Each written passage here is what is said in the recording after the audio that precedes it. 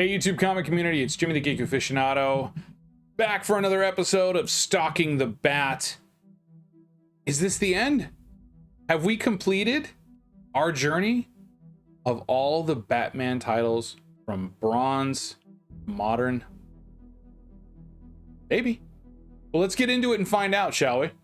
We're gonna start with where we left off last time.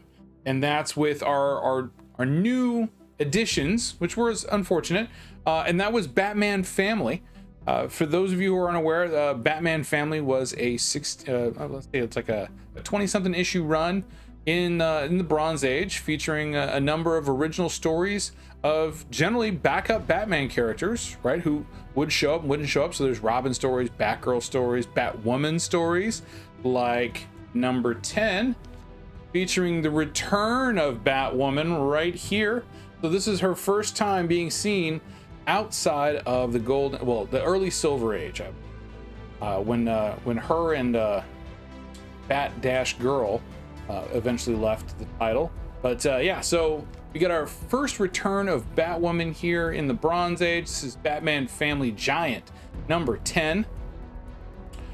We also got, in these, I will say I got these at Fan Expo Chicago, not too recently. Yeah, I would say it was recently.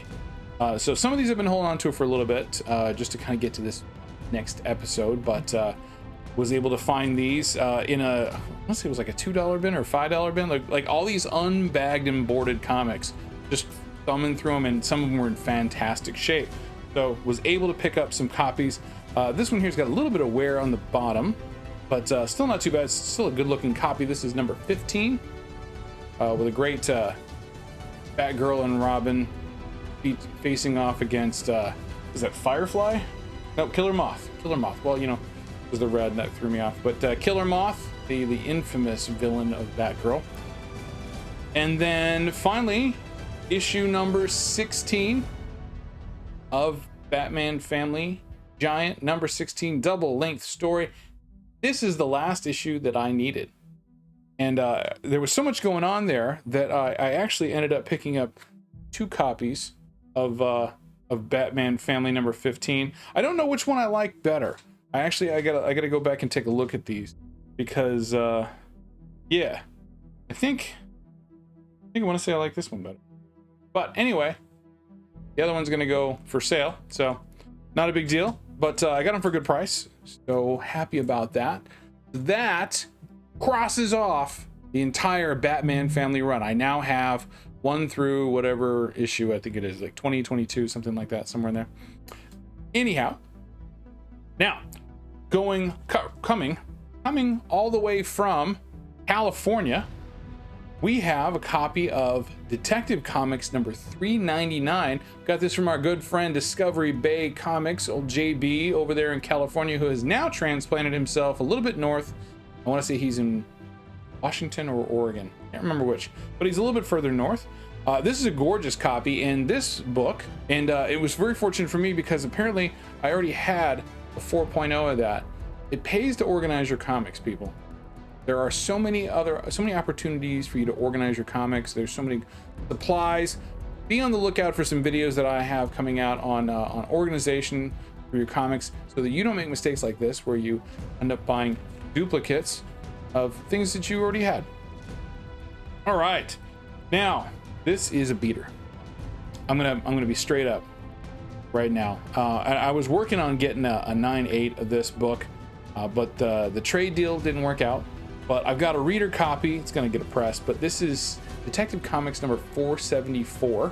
This is the first appearance of the modern Deadshot, the one that we know from the Suicide Squad movie, so on and so forth. So Floyd Lawton, Deadshot, issue number 474. Yeah, I need a better copy. We're just going to go with that. Let's see. Another pickup from Fan Expo Chicago. This is Detective Comics number 485, another giant-sized Batman Family style book with a lot of extra backup stories in them. These are all, these are new backup stories that were written into these books. 5 all new thrillers. Awesome book. Loving these Batman titles. Let's see, we got another shot of Deadshot. This is Detective Comics number 518. Another nice book to close out on the list, and then Detective Comics coming to a close with this guy. This is Detective Comics issue number 523. This is the first official issue featuring first appearance of Killer Croc, not on the cover but on the inside, but a very cool Solomon Grundy Batman fire dance cover there. Loving it. But this is a great copy. It's a high grade. It's a 9+. Got this from Paradise Comics, so happy to get this. Happy to close that out. That is again crossed off the list, the entire Detective Comics run from the Bronze Age to current in my collection. Now, what does that leave us? Leaves us with one book, doesn't it? That final Batman issue. Sad to say, I don't remember who I got this from. I remember I was getting a copy. I want to say I got this from Hiram, but I'm not sure. I was thinking about. I was working on getting a copy from Paradise Comics, and this one came up, and it was a little less expensive at the time, and it was better suited for my budget, most definitely. This is Batman number 222, final issue of Batman that did with a classic Neil Adams cover featuring the Beatles. I want to say this is like the first time a Beatles has ever been on a comic book. Batman 222, fantastic copy. Wish I had gotten that other nicer copy though, because I did pick this up before the untimely passing of the legend Neil Adams.